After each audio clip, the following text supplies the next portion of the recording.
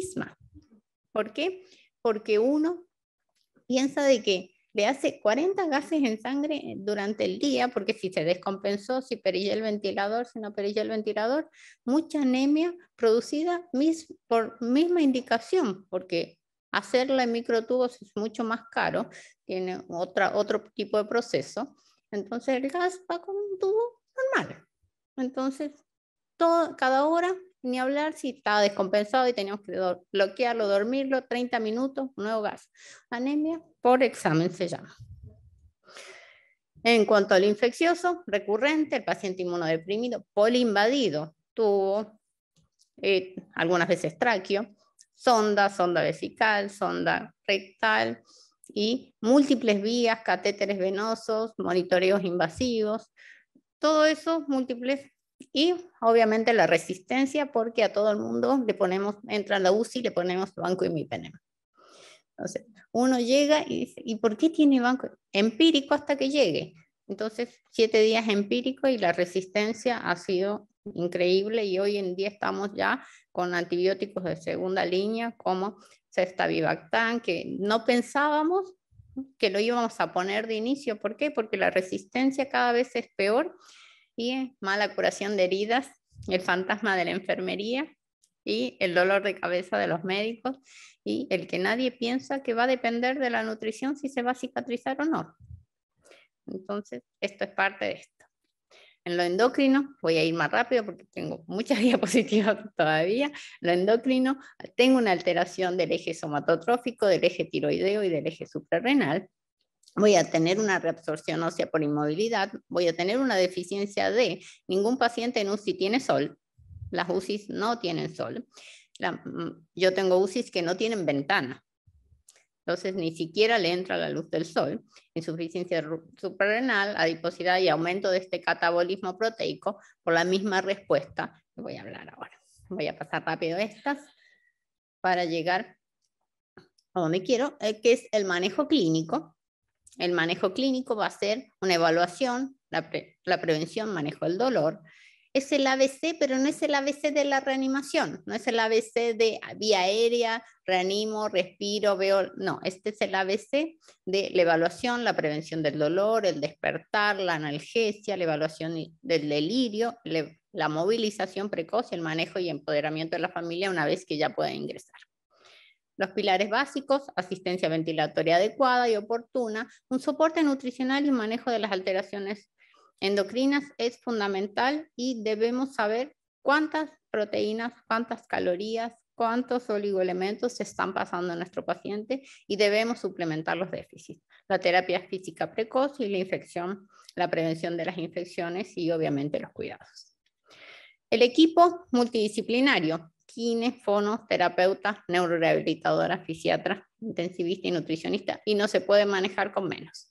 Si alguien dice que no tiene algo, seguramente le va a quedar una pata suelta y va a ser una mesa coja. En cuanto a todo este equipo multidisciplinario, no sirve de nada que la nutricionista llegue, haga su indicación y se vaya, que el médico le ponga la indicación y no se comunique con la nutricionista, o que no llame al kinesiólogo y a la terapeuta para trabajar en conjunto. La nutricionista tiene que traer la alimentación específica para que la fono y el kine trabajen. No sirve de nada si eso no pasa. SIF es una escala de valoración de funcionalidad que la hicimos en todos nuestros pacientes. ¿Por qué?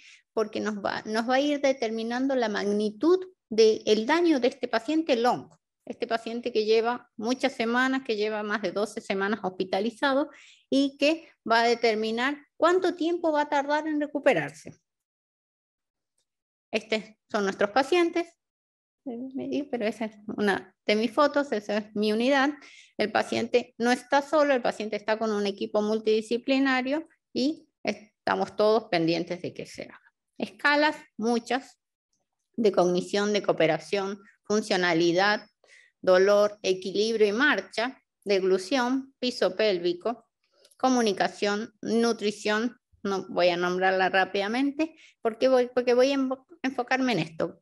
¿Cuán importante es la nutrición? ¿Esto es lo que come nuestro paciente? No, ojalá fuera lo que como yo, pero estamos un poco lejos.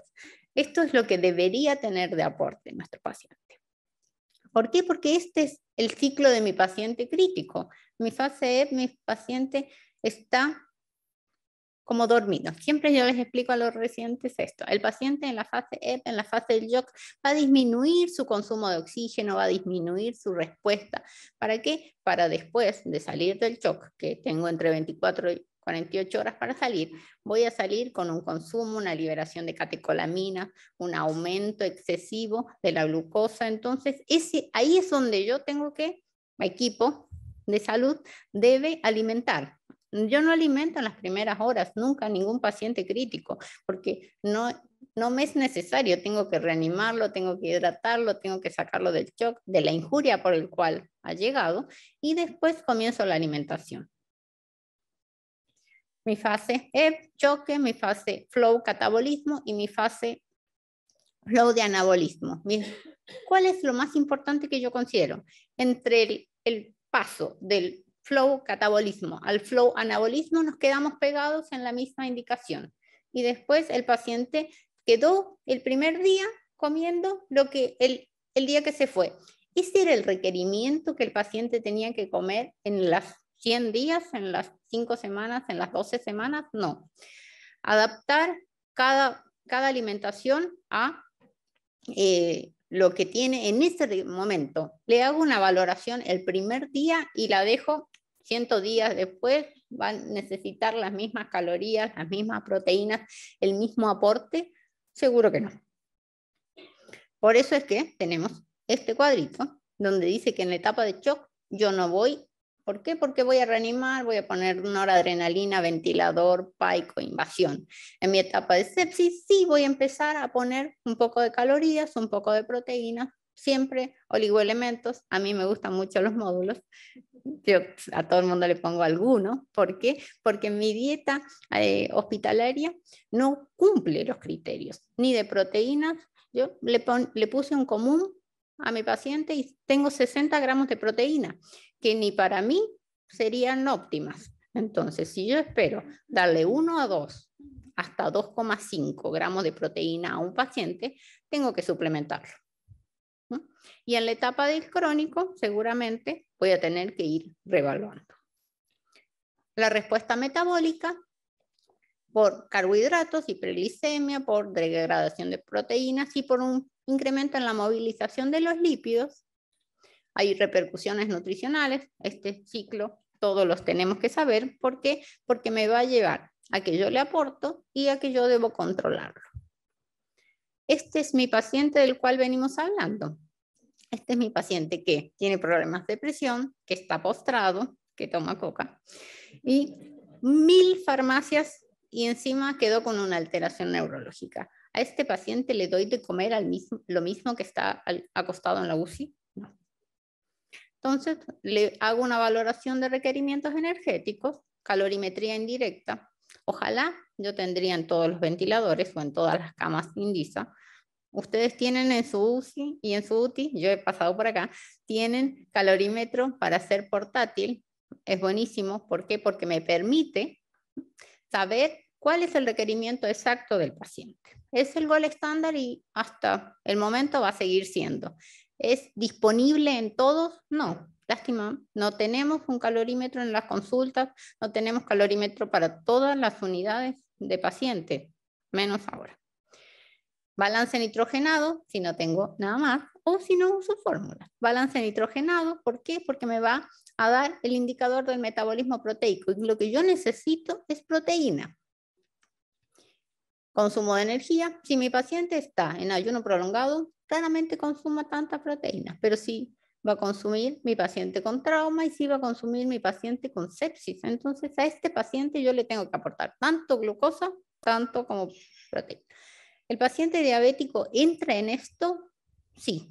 Ninguna dieta per se de diabético o no debe tener menos de 180 gramos de glucosa y menos de 1 gramo kilo de proteína. Si nosotros aportamos eso, raramente nuestro paciente le vaya mal.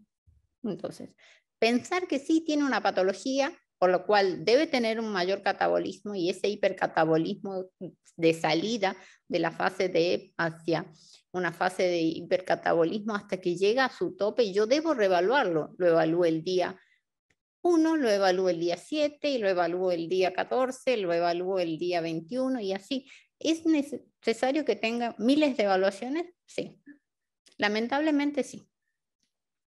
Cálculos de los requerimientos, calorimetría y fórmulas. La he hecho con todos, hasta conmigo misma, y es inviable dar todo lo que dice Harriet Benedict. Uno no llega, tendría que estar comiendo todo el día. Entonces, ¿podemos calcularla? Sí, para tener un basal desde donde podemos llegar a partir, pero nunca al final. ¿Por qué? Porque tenemos que ver nuestro paciente crítico. La alimentación enteral en el paciente COVID fue muy, muy importante porque el paciente estaba en ventilador. Entonces, esto se me descuadró. Las ventajas: mantiene las vellosidades, previene la translocación, estimula la secreción enzimática, actúa sobre este catabolismo que nosotros estamos intentando frenar y disminuye el riesgo de úlceras. Y las desventajas: ojo con la sobrealimentación, los fantasmas. A 80 ml hora, doctora, le puse. Dios mío, ¿por qué a 80? Y comenzamos a 80 ml hora, al otro día tenemos trastornos hidroelectrolíticos de fósforo, sodio, potasio, magnesio, coma, convulsión y muerte. Claro, obviamente, hizo una sobrealimentación. Intolerancia gastrointestinal, ya lo hablamos hace rato, las fórmulas, gluten, lactosa, empeor, y mejorar el tema de la alimentación para disminuir las úlceras. Consecuencias: pérdida de masa, síndrome de realimentación, lo estábamos hablando recién. ¿Cuál es el fantasma? La muerte. ¿El paciente se puede morir por la alimentación? Sí, y lo he visto. Se mueren y uno no sabe por qué se mueren, y haciendo para atrás un estudio se da cuenta de que el paciente tenía un fósforo de 0,5 y uno piensa, el fósforo, nadie vio el fósforo. Bueno, el fósforo es el indicador principal del síndrome de realimentación. Nutrientes, compuestos químicos, ustedes deben saber más que yo de aquí, orgánicos e inorgánicos, imprescindible pasar los inorgánicos. Quedamos hidrato de carbono, proteínas y lípidos y nos olvidamos del resto.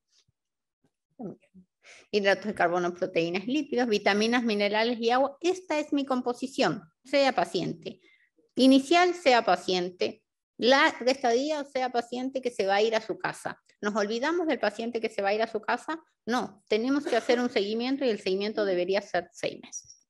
Vitaminas y oligoelementos, lo hablamos un poco. Vitamina C. La vitamina C, el primer estudio de vitamina C en pacientes críticos se hizo en la guerra de Irak, donde se planteó que el paciente gran quemado se hizo en grandes quemados y en pacientes politraumatizados, donde obviamente tenían una pérdida de fluidos significativa, se planteó que la vitamina C tenía un poder osmótico oncótico para atraer ese líquido que le estaban pasando para la reanimación a nuestro paciente. ¿La vitamina C sirve para estos casos? Sí, sirve para el paciente crítico, y todo paciente crítico tiene que tener un aporte de vitamina C porque me permite manejar el poder de los líquidos que se van a un extravascular, me van a un edema y yo después tengo muchas más complicaciones si no lo tengo.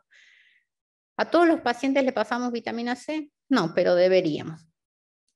Y la vitamina D, que ya les conté por qué entramos en el fervor y salimos con todo el mundo salió a comprar vitamina D pensando que la vitamina D lo iba a curar del COVID, y estábamos muy lejos de eso.